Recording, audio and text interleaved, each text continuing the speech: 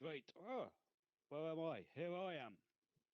So yeah, hello everybody. Welcome to this event. So next gen XR. I can hear the music. Can everyone else hear the music? No, I'm all right.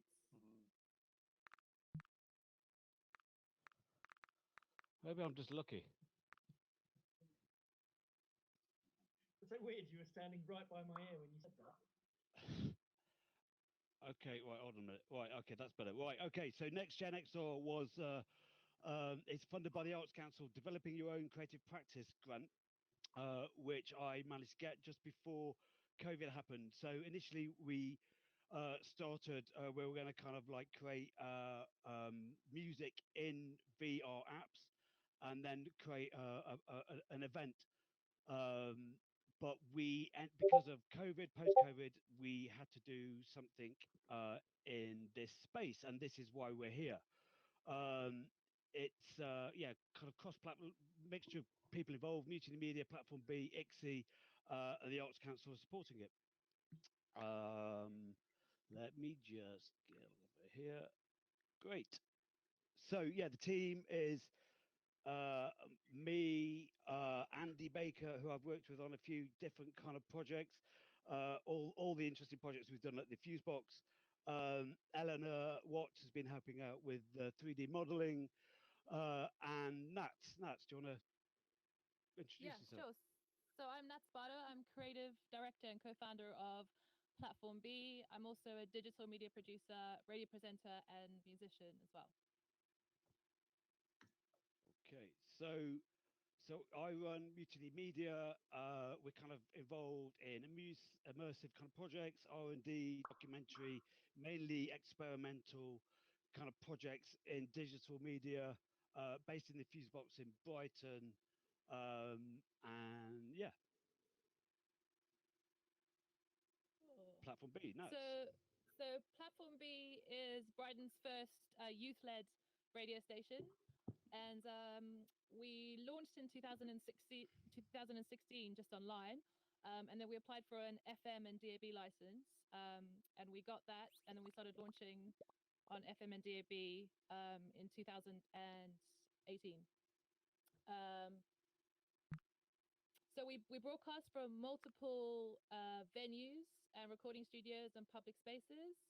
Our main studio is based in the Green Door store, which, if any of you don't know, is an iconic music venue underneath Brighton railway station. So apart from broadcasting from Green Door store, we run really successful pop-up radio broadcasts. And that's a big thing, what we do, because we obviously all our DJs and presenters are all kind of reimagining what radio should be. So having radio kind of out of the traditional studio space and in public spaces kind of aligns more with what they enjoy doing. So we've worked with various partners across Brighton, including the Youth Sense, Brighton Youth Centre, the Great Escape Festival, University of Sussex, University of Brighton, and Brighton Digital Festival. We've also done a pop-up radio broadcast on a Brighton Hove bus, which was really fun as well. So yeah, next slide. Okay, okay. So yeah, so Next Gen XR was conceived before the lockdown, and we had a few workshops. We introduced Platform B and other groups to immersive technologies. With the plan was to run workshops in this music-based software towards creating a live immersive event in the Green Door store. We're going to have video projections, and it's going to be kind of a fusion of kind of immersive theatre, punch drunk, on radio, on VR, live on VR, and then obviously we were suddenly in lockdown. So all these plans kind of after getting over the shock of lockdown, kind of changed a bit, and we moved on with the idea. Um, Nuts. Also, during the lockdown period, we had to close our physical studio spaces in Brighton, and obviously, as a venue, Green Door Store had to close as well. And we're not really sure when we're going to go back to the space or when Green Door Store is going to open again. So we were able to continue broadcasting. So a lot of the DJs and presenters were doing stuff either live or pre-recorded from their bedrooms and front rooms. But the big thing was disrupted really was the social aspect of Platform B, because as a core crew, we get together quite a lot and we put on events. So that's basically what's missing at the moment, is that side of things. Cool. Next slide. Okay, so yeah, I saw you were going to go first, weren't you, with this? Yeah, so we thought that, so in response to COVID-19, we wanted to build a virtual space, so for all our Platform B producers and DJs could meet, and also our audience could get involved as well. So the plan was to create this virtual environment so we could have breakout rooms with DJ sets and live gigs and roundtable discussions, kind of immersing Platform B's young creatives into this world of accessible, web-based, social, virtual, and mixed reality. And yeah, it's a kind of participatory project. So we want to involve all the DJs, producers in the production of the space and kind of modifying the space. So that's something we're looking forward to developing as the project develops. Cool. So next slide. So yeah, so Mozilla Hubs. So we chose Mozilla Hubs.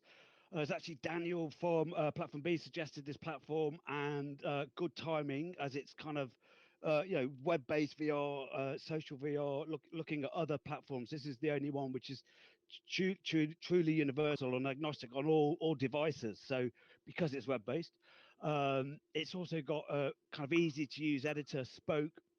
So it's quite a good entry level for people who are kind of getting interested in virtual reality and how to work with it. It's a good way to introduce people through using spokes. And it's kind of, because it's immediate, you kind of create something and then it's in a browser. It kind of makes sense. It's not like in Unity, you create something, then you have to kind of publish it. Maybe you put it in an app, and maybe you see it in a headset. This is kind of completely open, and you can make something, and there it is on the web, and everyone knows that or that you're broadcasting over the internet. So yeah, it's been fantastic kind of working on this platform. Nat, anything to add to that? No, that's all good. Okay, good.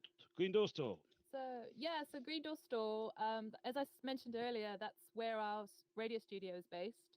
That's where we broadcast from. Apart from the radio that we do from the venue, we also have done live streams of club nights as well, and gigs.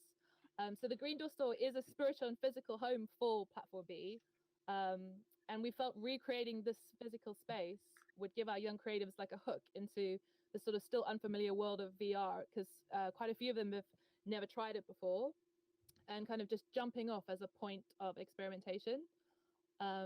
So basically we decided to recreate Green Door Store in Mozilla Hubs.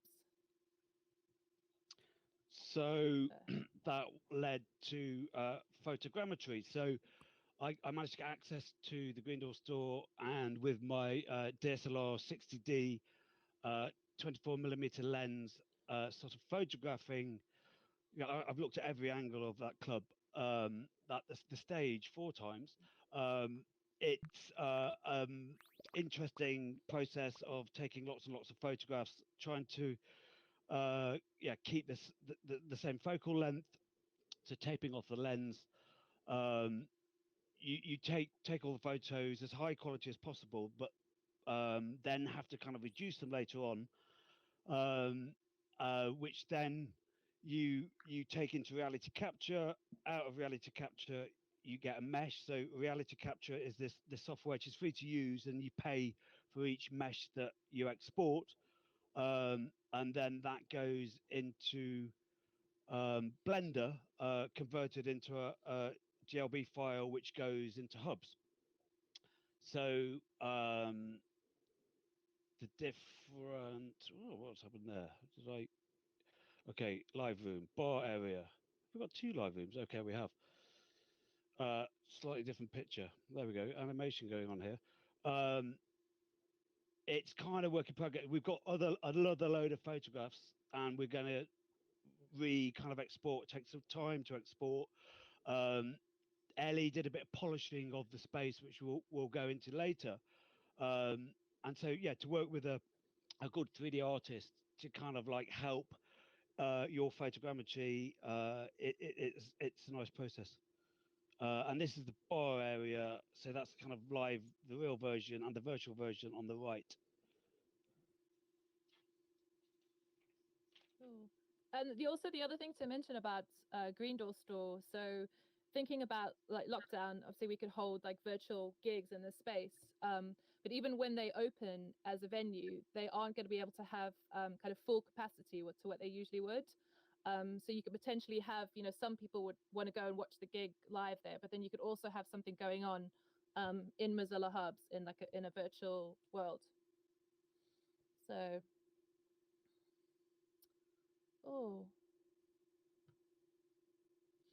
So thinking about the next steps. So we want to actually create an event um, in Green Door Store and have like DJ sets and a live gig. And also just the big thing for this next gen XR project is just offering young creatives practical experience and developing new skills we could lead to routes to employment. And we also want to start developing partnerships with the music labels, promoters, and more venues. So Green Door Store is just a starting point. So we're looking at other grassroots venues in Brighton to try this idea as well. Yeah, so we're speaking to Mozilla that there's people setting up video companies just to document these kind of events. So if you get good at using OBS and virtual cameras to document any kind of VR event. So this weekend there's Lost Horizons is happening, which is the Glastonbury Shangri-La event. Potentially they needed a load of videographers who could be virtually filming it. But I found that really interesting. So it's kind of growing industry, and people are obviously making money out of setting up hub spaces using this software, which is a lot more accessible than Unity. So yeah, the potential of training different young people to use this software, or anybody to make some kind of living out of it is really exciting. Cool. We also want to look at live streaming in 360-degree video as well, sort of experimenting with production of that. Yeah, I just think there's a lot that you could do with this space.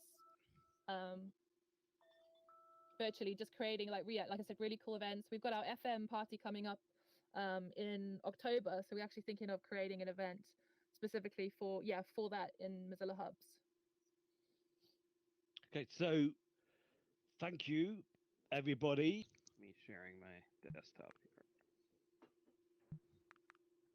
Not for good measure. Okay. Hello everybody. Sorry for being late. Had some time zone confusion. I'm Kevin. I'm an engineer on the Hubs team. I've previously to working on Mozilla Hubs, worked at AltSpace VR, which is another VR thing you might have heard of. And prior to that, I worked in a lot of free-to-play online and mobile games. So yeah, I'm an engineer on the Hubs team, and I work on a lot of different stuff, and I won't go into too much detail about that, but today I'm here to talk to you about these topics. What is Hubs? A little bit about the history of Hubs. Hubs Cloud. Various use cases we've been seeing coming up. I mean, you just saw a very good one, I think. This is the green room. And what's new in Hubs and the future. Those last two are a little bit light on information, but we'll get there. Okay. So what is Hubs? I find this question a little bit hard to answer, but actually I find that answering it is not hard, but rather that trying to explain the second question that people usually ask, which is, okay, but what do you do in Hubs, is a little bit harder to answer. For me, the answer of what is Hubs is a web-based, privacy-focused, open source, avatar-embodied communication and collaboration tool. It's a lot of words. So let's break it down. Web-based is pretty self-evident, but means that it is available on pretty much any device that can run a browser, and it's not gated behind app stores. That second point is pretty key, and I'll get into that a little bit more too. But That's important to us because it means that no one else really can control who has access to hubs. Privacy focused. This is a quote directly taken from the Mozilla Manifesto, and I think it also is fairly self-evident. I think we're all very aware of how important privacy is, but individual security and privacy on the internet are fundamental and must not be treated as optional. We all just know what the lack of this means in today's world, and so it's very important that privacy is a key thing for hubs. Open source. Free and open source software promotes the development of the internet as a public resource. Another quote from the Mozilla Manifesto. Second point here, ensures that hubs will always be around. What do I mean by this? This means that no matter what happens, even if Mozilla ceased to exist tomorrow, hubs would still exist because the source code is still out there. And as long as people wanted to use it, it could be used. There's nothing that prevents that from happening. Avatar embodied. How you are represented is in your control. It's in your hands. You can decide how you want to be represented. You're not limited to just a little square rectangle on a screen somewhere, when you're talking, or you can choose whether or not you want to be a fun, avatar, or maybe a more serious one. You don't have to physically change yourself. You don't have to put on a suit in real life in order to do so, to switch between those things. You can choose that at any time with your avatar. And a note here: VR not required. Obviously, it seems I can tell that most of us in here are not in VR, and that's okay. Right? Like, I think that the VR experience of embodying the avatar is valuable, but it's not necessary to enjoy the benefits of embodied avatar communication. On the note of communication, spatialized audio that enables more natural speaking and listening. We all know how video chat can be useful, and we've all done it, but I find that the benefits of being able to have a more natural conversation, also be able to split up into other conversations. Hopefully a lot of you have used hubs prior, and if you have, you may have noticed that it makes it very easy to go from one conversation to another because you can physically move around in a space and do so. Additionally, if you happen to be using that 6DoF headset and controllers, the additional body language that's enabled through social VR, not Hub specifically, but social VR, is, I think, invaluable in many contexts. I regret that I'm not in VR right now because I tend to talk a lot with my hands, and you don't get to see that as I'm giving this presentation. Finally, collaboration. Use tools and media from the web in both comfortable, like this PowerPoint presentation, or Google Slides presentation, I guess, and novel ways. Being novel, like being able to pull in 3D models or use the pen to physically draw in space and move that around and do things with it. We have both tools that are familiar and things that have yet to be invented, and that hopefully somebody will come up with and add to hubs one day, and will change the way we talk to each other and do things together. Okay, so what's the history of hubs? So these are some 4 blog posts, which I'll have links to in the next slide, that go over sort of, I think, the biggest bullet points that we've hit on hubs in the past couple of years.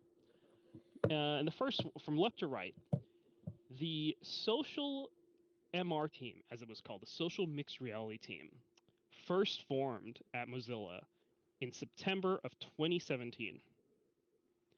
A lot of these, well, pretty much the whole team. This is not a well advertised fact or anything like that, but the entire team came over from AltSpace VR.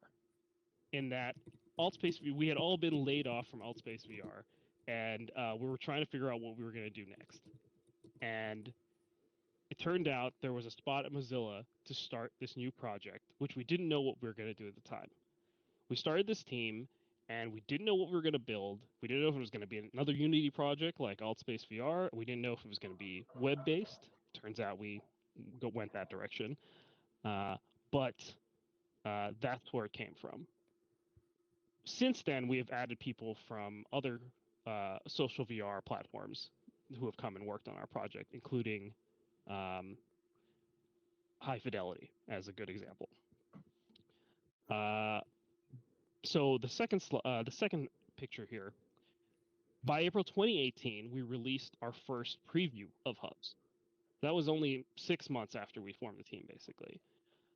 And that early version, we kind of knew at that point sort of what direction we wanted to go, which was that we wanted to make sure that there was an open source take on social VR.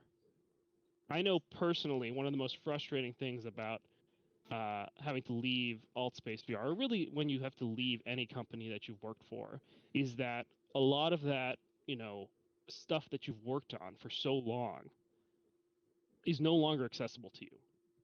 Due to copyright laws and how code is licensed, you can't just use anything you've written in the past. And so it feels really nice to be able to work on open source software now, where that I know that everything that we work on remains as a permanent artifact that anyone can see on the internet at any time. And so realizing that meant that, as I mentioned in the last slide, was that no matter what happens with Hubs, that source code is always going to be around, and that it was going to be an open platform that no one really had full control over and couldn't just disappear or take over or anything like that. So we believe that social VR was going to be a key new thing that was going to be used by lots of people in order to do important and also just fun interaction. So to facilitate, to get to that point, we wanted to make sure that that wasn't in control of only a handful of large companies that happen to have interest in VR, whether that be, Facebook or Microsoft or whoever. So moving on October 2018th, Spoke was released. For those of you who don't know, Spoke is our scene creator and editor. It is a tool. You can go to it in hubs.mozilla.com/spoke, and you can create environments much like this one. I imagine actually this one was probably edited in Spoke in order to get some of the finer details in here customized. Finally, most recently, in this past April, we released Hubs Cloud, and I will go into that in a little bit. Actually, I think it's next, and tell you more about that.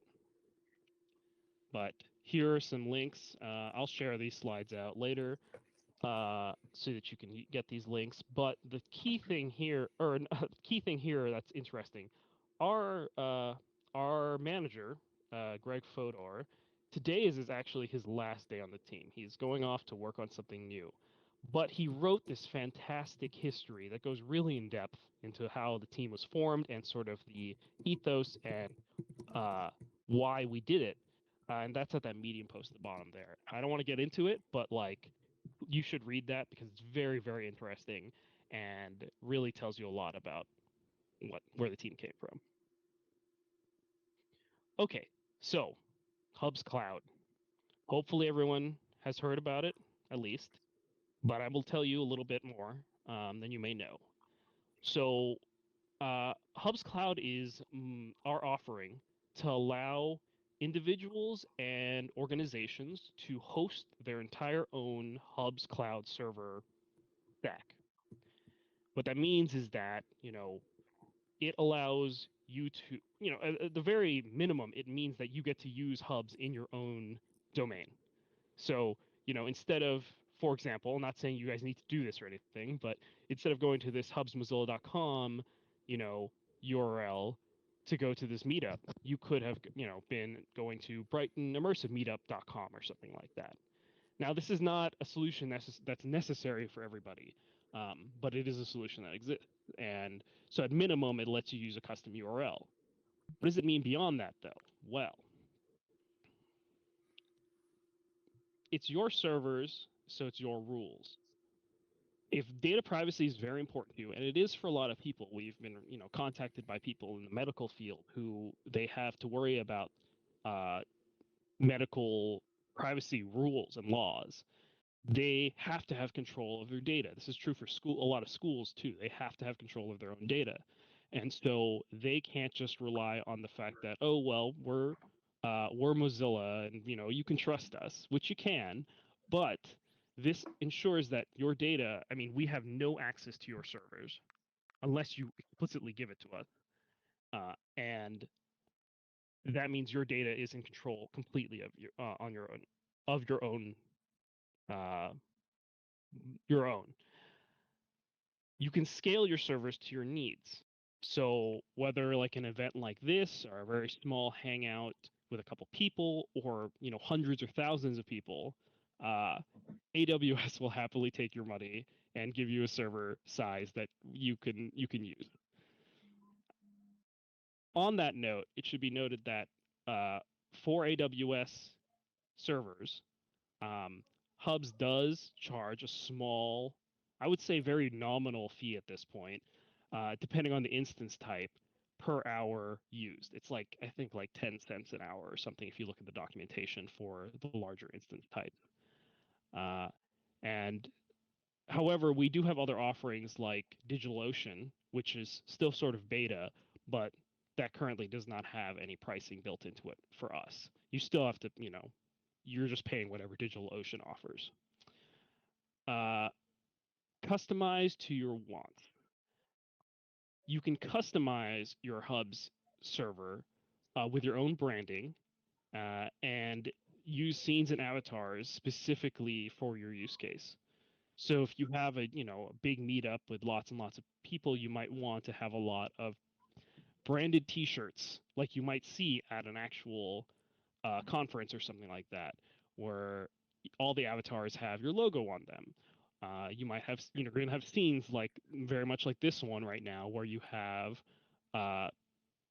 posters or whatever of events happening or the meetup or the conference itself. You can set those up ahead of time in your own server, and that way any rooms created later on your server will just have those available to them by default. And finally, you can hack on the client for bespoke functionality.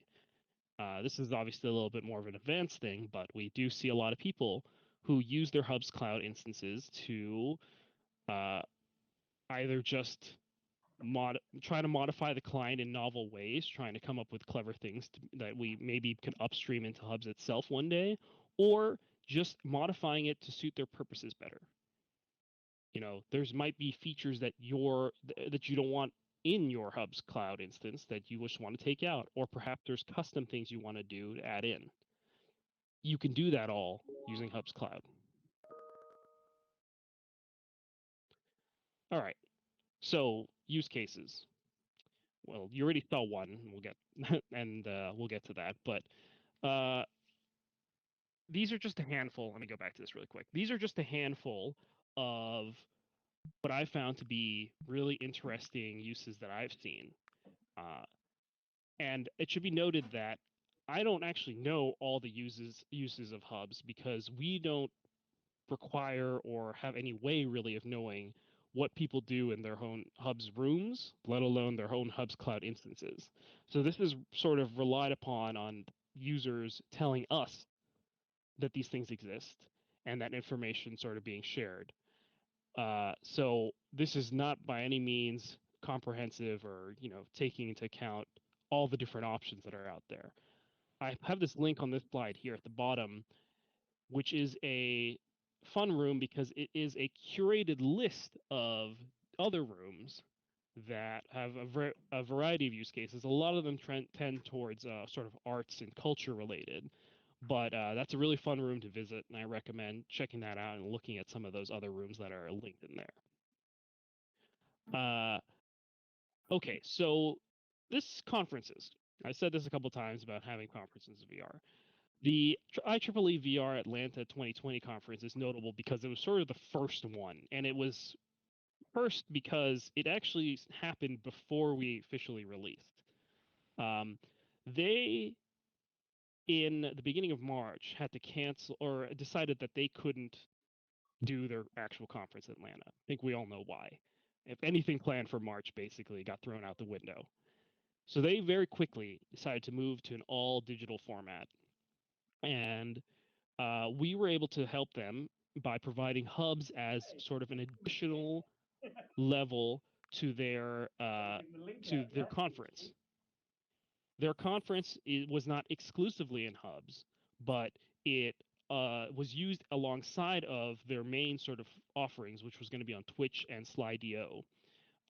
And people were able to watch those Twitch streams from in hubs and enjoy the benefit of, being sort of in a social space with other people while watching. And they were also used for what were called poster sessions and these birds of a feather social hangouts that happened sort of outside of the main talks and keynotes of the conference. In a lot of ways, this was pretty rough for us because, again, we had really just started wrapping up what Hubs Cloud could do, but it really showed to us the possibility that this was something that could be done in Hubs. Prior to this, we were never really sure. We were more targeted towards smaller group interactions, something like this meetup right now, where we were always considering sort of the larger end of things.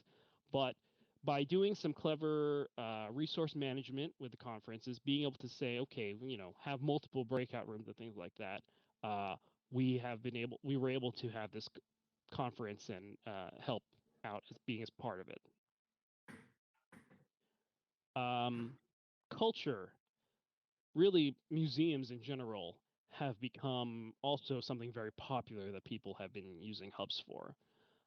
One of my favorites, and if you haven't already been and visited, but apartposters.com, made by Paradowski, is this fantastic art gallery where they took all these COVID-19 themed posters that they had originally just been selling online, in order to raise money for the WHO. They turned it into this full-on digital and dynamic art gallery. They did some really fun and clever stuff, and it's just a really beautiful space. And so I definitely recommend checking that out if you haven't seen it. We really hope that it inspires people to really make some really quality content on Hubs. This one, education. This specific screenshot is a little bit of a cheat because it also looks like another museum, but this Hillsborough School District has this this student art gallery that contains both still images and also videos pinned throughout, pinned throughout the space of students playing music that they used as I'm actually not entirely sure of the story about this, but I imagine it's sort of a capstone to their their education semester or something like that. And so by being able to use this, during a time like now where doing this in person would be difficult, they're able to benefit their students and show off their work and share it with their friends and family in a way that would have been hard. This is a really adorable space, and there's some really talented kids out there. And finally, entertainment. This is, I think, now going to have to be replaced by the green room slides, but the idea being that this is a digital nightclub that holds events, and so they play live music and they try to get people to come in and have a dance party. The first thing you see when you drop into this space is actually this sort of like they have a selection of avatars that they've customized just for the space that all kind of fit thematically, and you can go in and hang out with people. And we see a lot of this too. There's a lot of entertainment, not just like dance clubs, but we've seen people who make escape rooms. We've seen people who are trying to make, let's see, what else? Trying to make more interesting interactive experiences. And that is actually something we're working to enable more of. And I'll get to that in my last slide.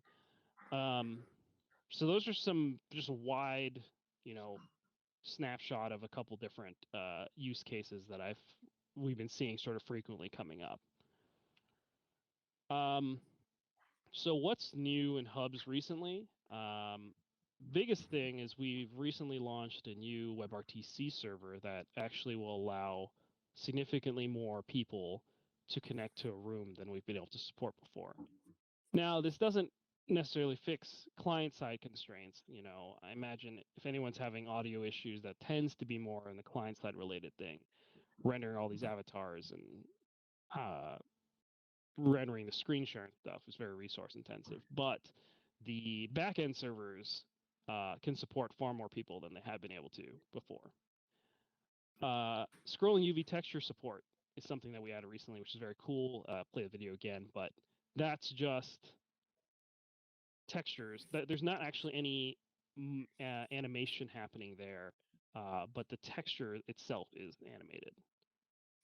So what I mean is the geometry is not being manipulated in any way. Very cool. And then also we just make lots of quality of life improvements for both Hubs and Spoke. I think probably one of the big things that we didn't have before in the original date that this meetup was scheduled, for example, is having all the mute state information in the presence list. That was a thing that wasn't there before. That is now, for example. So we're constantly adding new features to try to improve that quality of life in the application. And so now what's in the future? Well, I can't really get into this too much because we don't know yet. Actually, we're having some planning meetings starting next week to figure this out. But as always, we're always looking for additional performance improvements. That should help. I imagine everyone who's having any issues right now hearing, it's probably due to that. Extensibility is a key thing that I think we're really going to start digging into more and more. As I mentioned, that people keep trying to want to make more interactive scenes and environments in Hubs. To enable that, we're going to need more extensibility options to do so. Don't know exactly what this looks like yet, but hopefully it'll mean that people can make really, really fun features. UI and UX improvements. I'll be the first to admit that we don't have the prettiest UI and UX of all the applications out there, primarily because everyone who works on this is mostly an engineer, and so we're not specialists in that. But hopefully we can improve that and continue to improve that in the future. And finally, of course, more Hubs Cloud features. Not entirely sure what that means yet, but that's what we're going for. Anyways, thank you very much.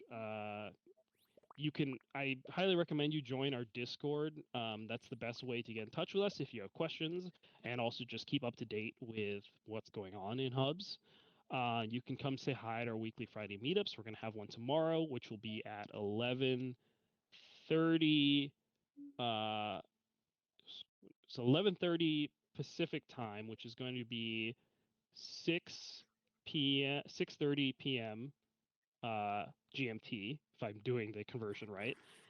You can follow us on Twitter at Mozilla Hubs, and you can follow me if you want to at infinite-lee.